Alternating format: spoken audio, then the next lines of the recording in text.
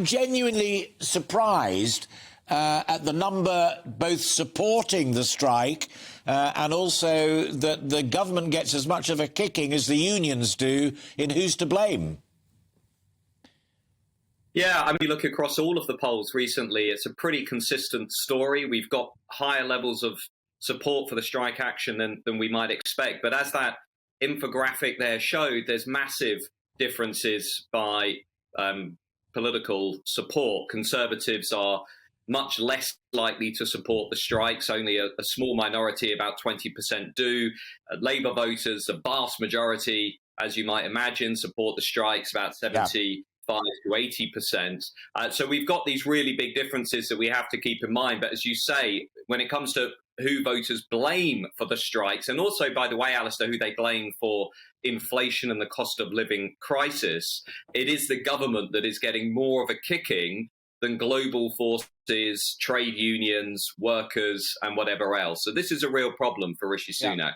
And on the broad political canvas, that point that you highlight there, I did as well when I read it to myself, that a very large chunk, I think I've got 77% here of those who support the strikes also support the Labour Party. We've had several tweets saying that this industrial action is all designed, whether it's within the NHS or on the rail network, to cause problems for the government and to help bring in a Labour government. Is there any evidence for that in polling intention or analysis of people's attitudes?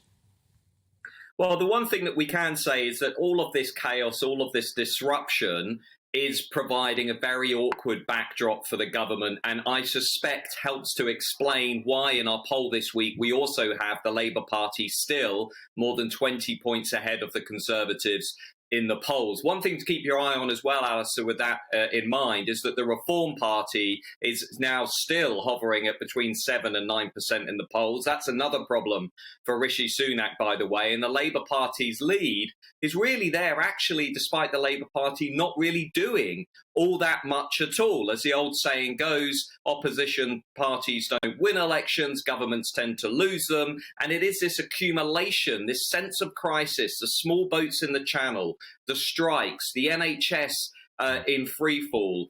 Nobody can get their post at the moment. Yeah. Nobody can get an ambulance. All of this stuff is sort of feeding this perception that actually the government is not doing a particularly competent job. And, you know, the one thing we know from history is when governments aren't seen as being competent, that too is a major predictor of how they perform at the next election.